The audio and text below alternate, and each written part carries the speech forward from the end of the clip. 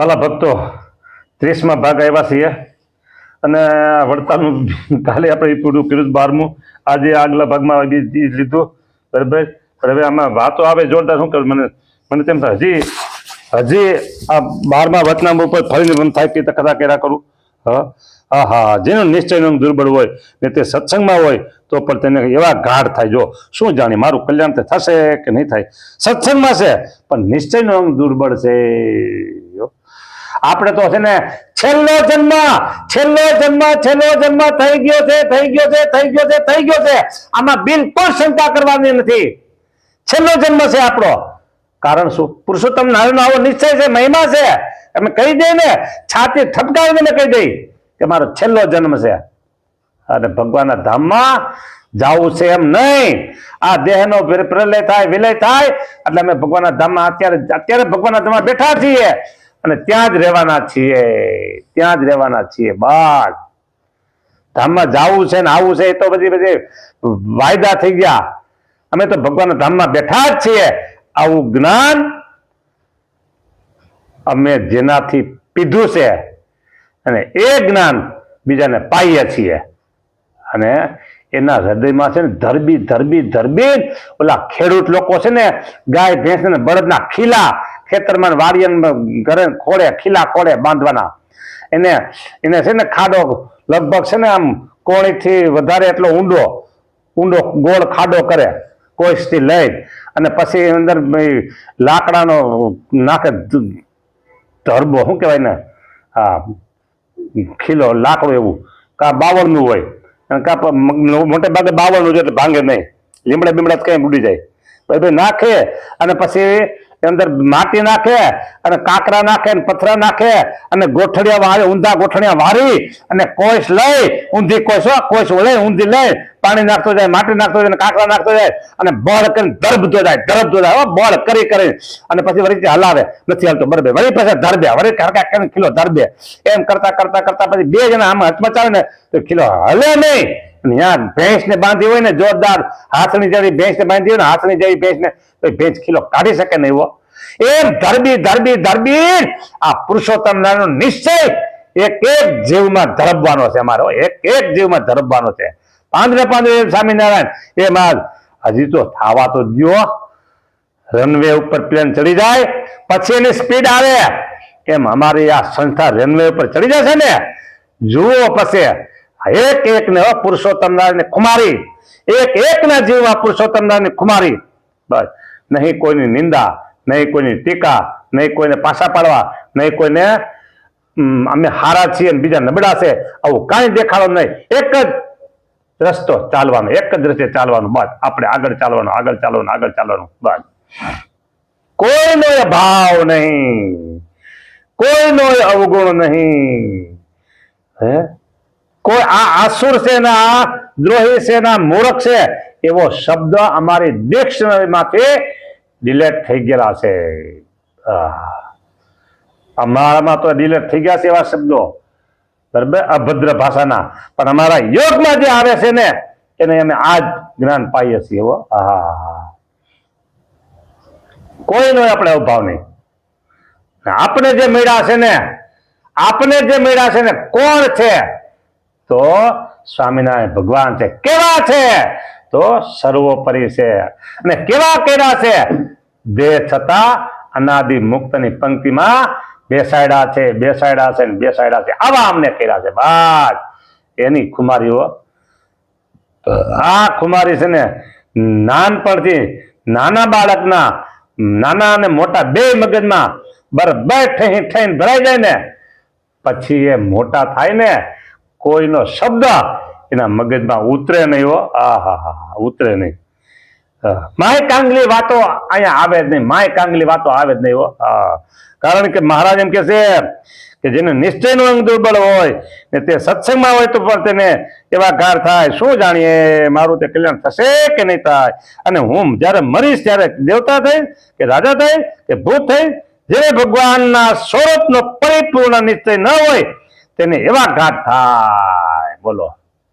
અને અમારા યુગમાં જે આવ્યા છે ને એ તો એમ બોલે છે અમારું કલ્યાણ તો થઈ ગયું છે.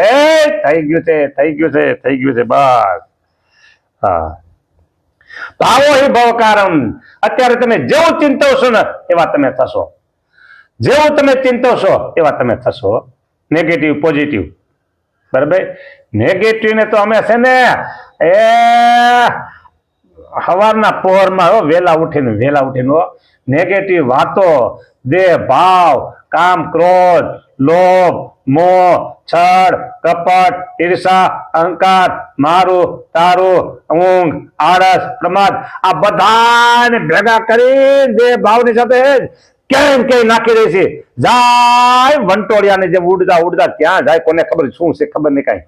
આ બધું જવા દેવો હવારના પહોરમાં, ક્યારે? બ્રહ્મ મુહૂર્તના સમયમાં. તો અમે શુદ્ધ ચૈતન્ય શ્રીજી મહારાજની મૂર્તિમાં અમે તો છીએ. હે ચૈતન્યને સાકાર ભગવાન સ્વામિનારાયણ કૃપા કરી દીધો. અમે તો અખંડ મૂર્તિમાં છે, અખંડ મૂર્તિમાં છે, અખંડ મૂર્તિમાં છે. હાલે ચાલે જુએ હરે ફરે બોલે મહારાજ મહારાજ મહારાજ મહારાજ. હા, અને જો સાંભળો સાંભળો સાંભળો, અત્યારે કથા કરે છે ને ધર્મપ્રકાશ સ્વામી કથા નથી કરતા, ખાલી દેખાય છે તમને એવું. કથા કરે છે મારો વાલો. હું તો એ મૂર્તિમાં સુખ લઈ રહ્યો છું. હા, લઈ રહ્યો છો. હા, અમારે કઈ આ કઈ અતિરેકની વાતો નથી. હા, અમારે કઈ માન મોટો લેવાની વાતો નથી. હા, અમારે મોટું થવું નથી. મોટા તો ભગવાન સ્વામિનારાયણ છે, એનાથી મોટું દુનિયામાં બ્રહ્માંડમાં કોઈ નથી. બસ એમાં એમાં અમારે મોટું છે પછી કરવું શું? અમારે અમે દાસ છીએ, દાસ છે, સત્સંગના સેવક છીએ, સેવક છીએ.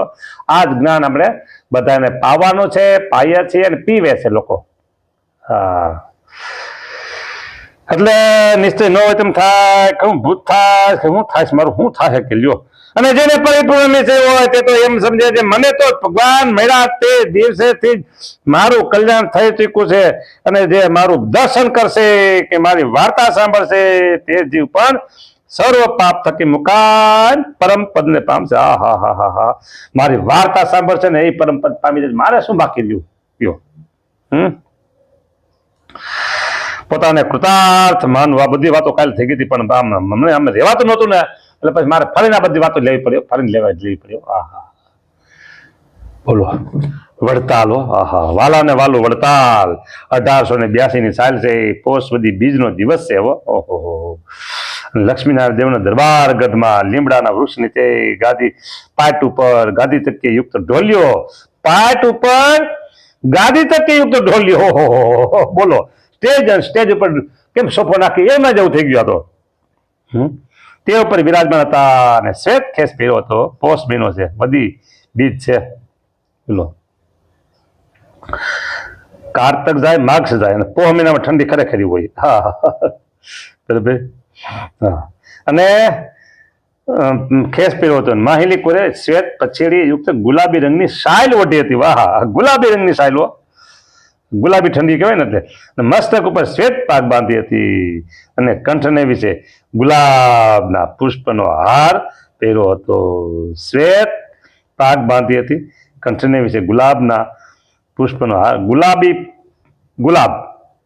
ના, કંઠને વિશે ગુલાબના પુષ્પનો હાર, એટલે ગુલાબ ગુલાબી રંગની સાલ અને ગુલાબી ઠંડી હોય.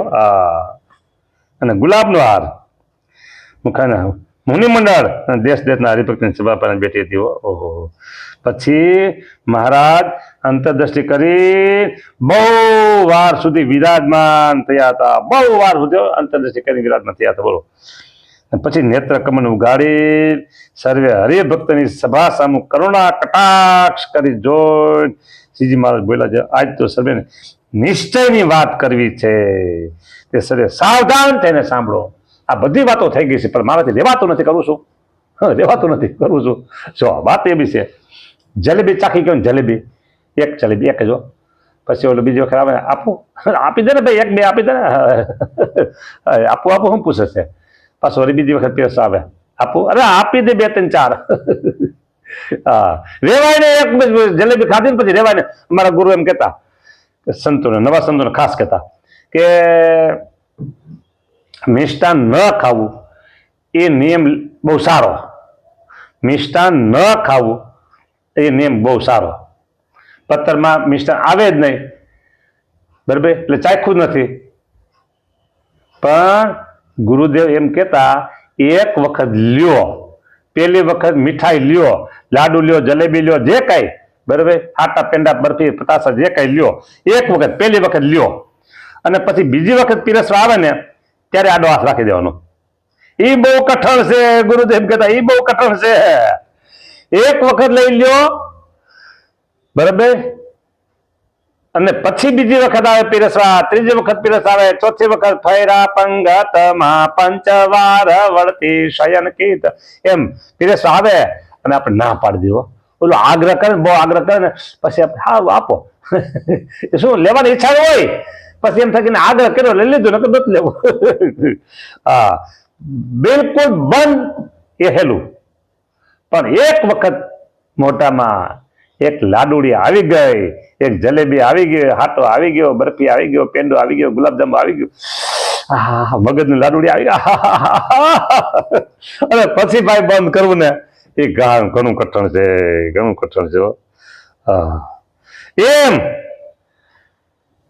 અહીંયા વાત એવી છે કે આ પુરુષોત્તમ નારાયણનો મહિમા નિશ્ચય એક વખત જીવમાં થઈ ગયો ને, એક વખત જીવમાં થઈ ગયો ને, પછી રહી શકાય નહીં. રહી શકાય નહીં. આ એવી વાતો છે, જોરદાર વાતો છે. એટલે પછી મારે બચ્ચામાં લેવું પડે. શું કરવું, રસ ચાખી ગયા બરાબર, પછી લેવું જ પડે. પહેલેથી જો બંદર આ વચ્ચેમાં લીધું જ ન હોત તો કઈ વાંધો હતો નહીં. પણ એક વખત આ કથા થઈ ગઈ. મને હજી કાલી કથા કરું, પણ મને તમારી પર દયા આવે હરિભક્તો. તમને થાય એક ને કથા કરે સામે શું એમાં નવીન કહે છે, પછી આપણે મૂકી દો, હલો હવે એમ તમને થઈ જાય.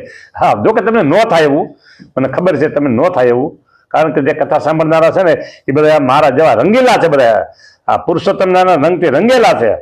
એટલે વાત એવી છે. આ કોઈક નવો ખબર હોય તો એમ થાય શું મંડી પડ્યા, કઈ ખાઈ પીને આવ્યા, શું ખાધું તમે?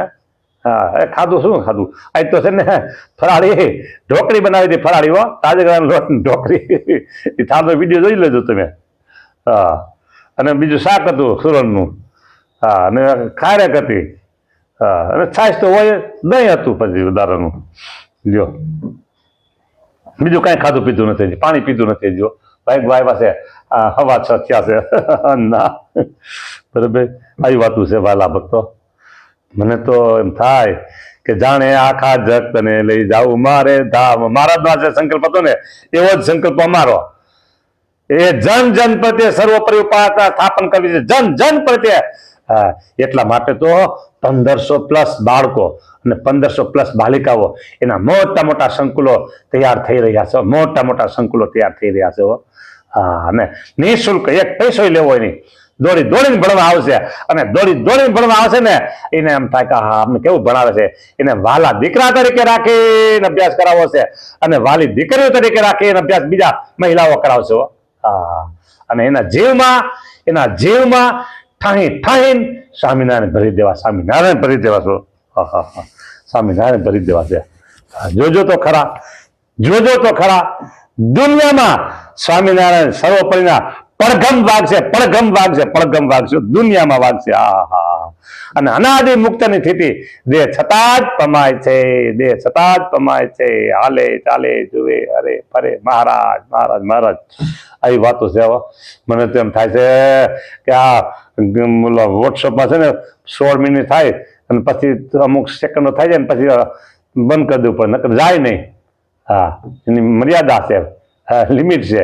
નકર એમ થાય કે હાલો ને 2-2 કલાક સુધી કથા કર્યા કરીએ. પણ મને તમારી પર દયા આવે. 2-2 કલાક કથા તો કરું, પછી 2-2 કલાક સાંભળો, તમારે સમય મળવો જોઈએ ને પછી. હલો આ થોડું છે ટૂંકું ગેડું એ સારું. આ મજા હશે. વોટ્સઅપ પર સમજી વિચારીને 15-16 મિનિટ રાખી છે. 16 મિનિટની લિમિટ સમજી રાખ્યું છે. નકર તો ક્યાંક આવા કથાકાર ગાંડા કેટલા છે ને કથા કર્યા જ કરશે, ઓડિયા કર્યા જ કરશે. ભાઈ સાંભળશે કોણ કે? એટલે 16 મિનિટ રાખીને બંધ કરી દે એટલે એ કે સાંભળે 16 મિનિટ ઘણું થઈ જાય, મધ્યમ કહેવાય. જય સ્વામિનારાયણ.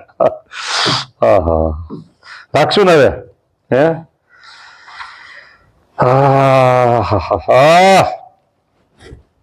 બોલો. ઓલા નિત્યાનંદ સ્વામીને છે ને બકરીનું દૂધ જોતું હતું. એ આંબા ગામની વાત છે, અમરેલી જિલ્લામાં. બકરીનું દૂધ એ થોડોક સમય પીધું હોય છે દવા ભેગું. અને પછી બકરી જયારે ધામમાં ગઈ, મૃત્યુ થયું ને બકરીને, ત્યારે ભગવાન પુરુષોત્તમ નારાયણ બકરીને તેડવા લે, એના જીવને લ્યો તેડવા આવ્યા. પછી ધામમાં લઈ ગયા ક્યાં લઈ ગયા પછી એવું નથી આવતું. ભગવાન તેડવા બધા આવે. હા, તેડવા આવે પછી ક્યાં મૂકે કઈ ખબર નહીં. તો બકરીને પછી સત્સંગમાં મૂકી છે ક્યાંક, અને ભજન ભક્તિ કથા વાર્તા કીર્તન જોરદાર કરે અને પછી ભગવાન ધામમાં પૂગી ગઈ હોય. એમાં શું નવાય છે?